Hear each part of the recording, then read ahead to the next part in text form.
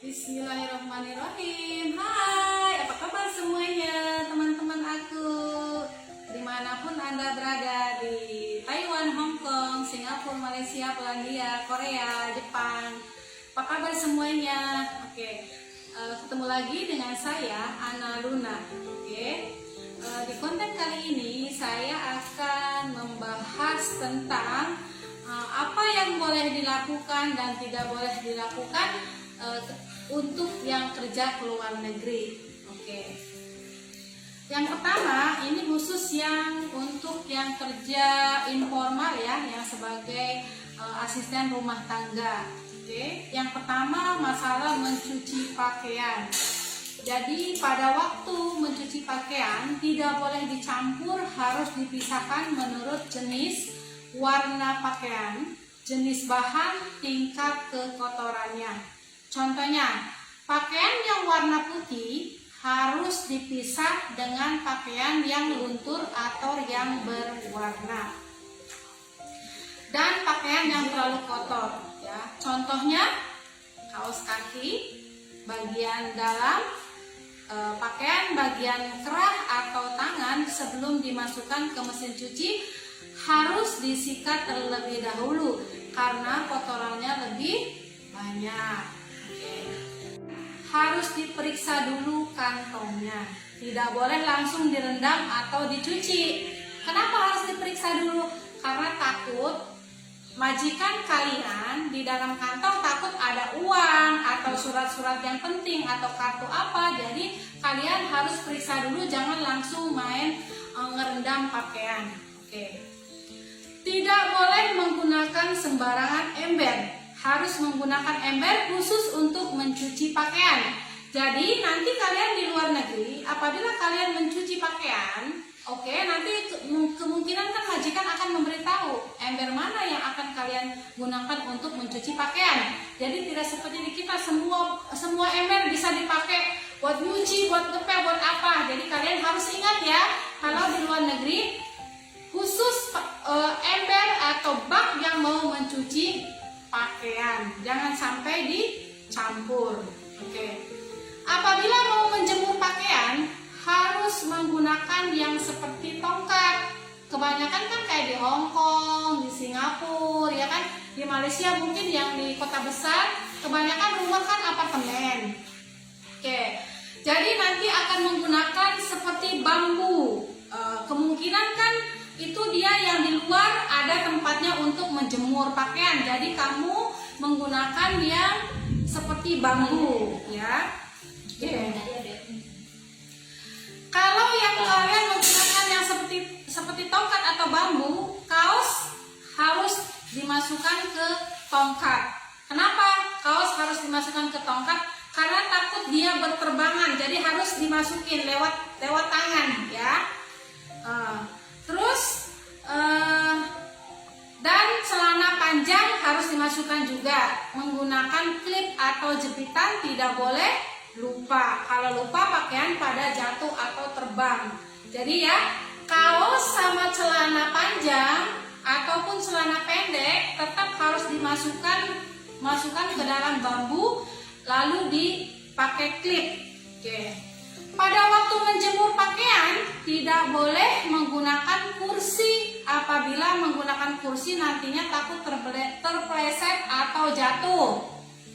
Makanya kalau yang mau kerja ke luar negeri, yang rumahnya apartemen, mereka orang tidak mau ngambil asisten rumah tangganya itu dia yang orangnya pendek, ya. Jadi harus yang agak tinggi. Masalahnya takut dia pada waktu mau menjemur pakaian, dia nggak bisa ngejemur karena lebih tinggi dari jemurannya itu. Dan tidak boleh menggunakan kursi, ya. Takutnya kalian nanti terpleset atau jatuh. Tidak boleh memeras pakaian dalam seperti contohnya BH, ya. BH kan ada busanya tuh. Jadi kalian tidak boleh diperas kayak gitu, paling mungkin cuma ditiriskan saja biar itunya berjatuhan, ya, sebelum dijemur. Tidak boleh menggunakan air sabun terlalu banyak, ya.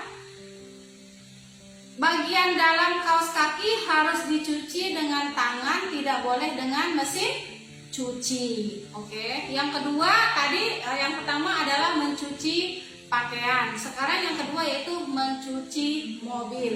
Oke. Pada waktu mencuci mobil tidak diperbolehkan ngobrol karena majikan menyuruh kalian untuk mencuci mobil, bukan untuk ngobrol. Contohnya Jamila yang ada job mencuci mobil. Kalian pagi-pagi misalkan mencuci mobil. Nah, kalian mencuci mobil, tapi tidak boleh kalian sambil ngobrol sama temen, ya, tidak boleh ya. Oke.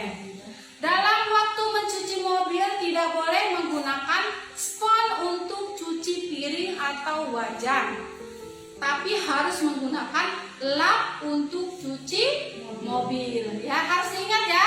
Pada waktu mencuci mobil tidak boleh menggunakan spons yang untuk cuci piring. Harus menggunakan lap atau spons yang khusus untuk mencuci mobil. Oke. Dan harus menggunakan sampo mobil, tidak boleh menggunakan sabun cuci piring ya atau sabun colet. Oke. Sekarang yang ketiga, pada waktu mandi. Oke, pada waktu mandi tidak boleh. Contohnya, kan mungkin kalau kita di rumah kita sama di rumah di luar sama di rumah majikan mungkin kan beda ya. Misalkan kalian keluar dari kamar mandi, tidak boleh tanpa menggunakan pakaian. Misalkan kamu dari kamar mandi nih, cuma pakai handuk aja, lari. Kalau mungkin biasa kan kalau dari rumah sendiri, kalian hanya menggunakan handuk, enggak ya.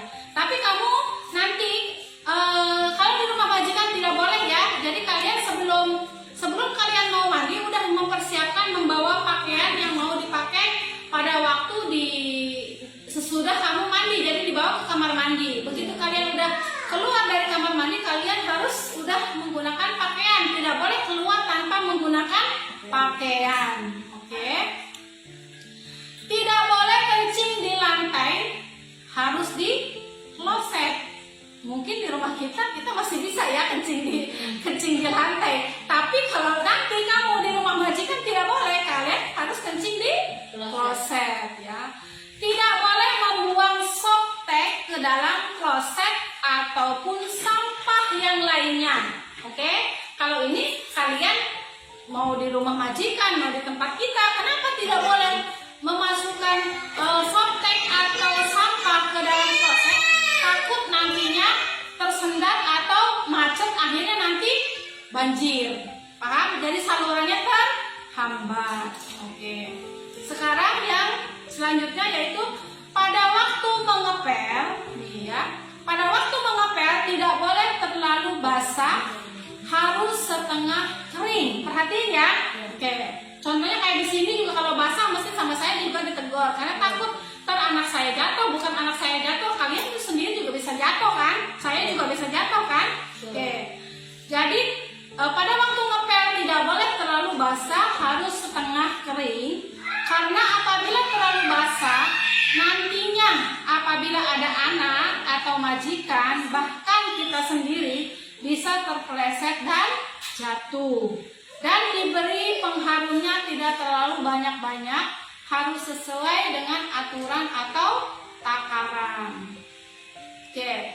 Yang selanjutnya, tidak boleh memboroskan air, karena di Singapura, di Hong Kong, di Malaysia, di luar negeri sana, air harus beli dan mahal, ya.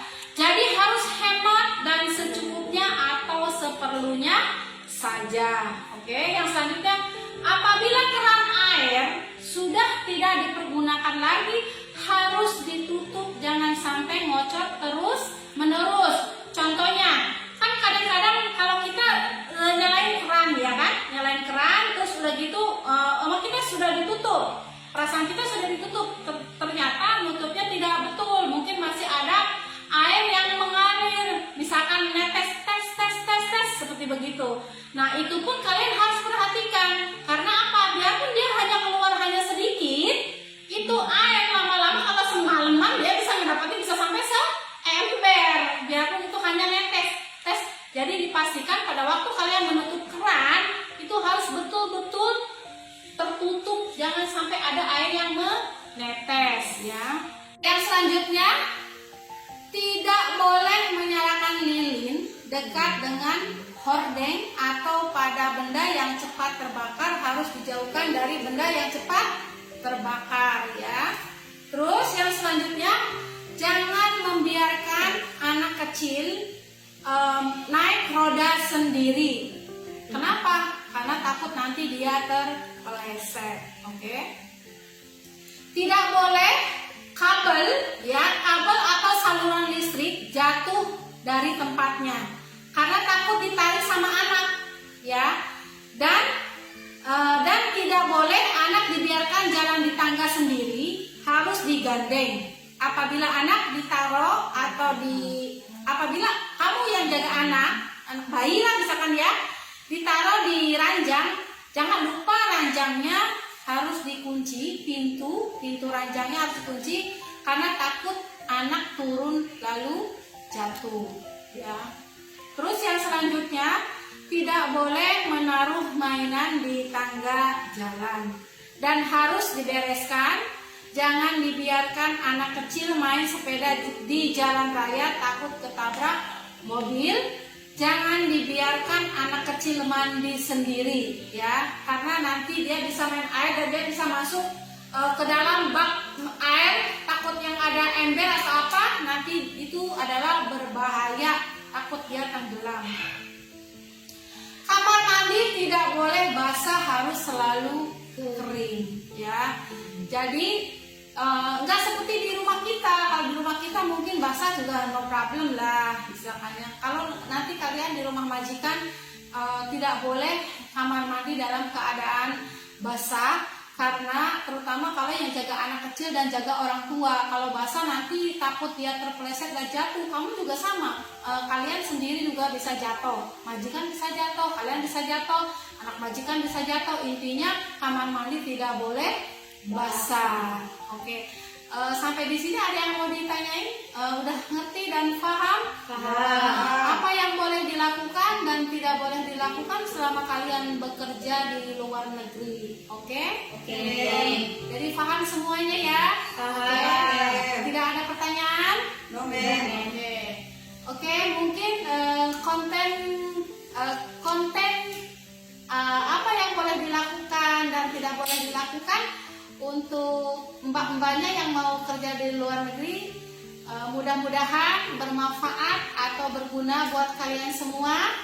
Dan untuk yang menonton video saya, thank you for watching my video.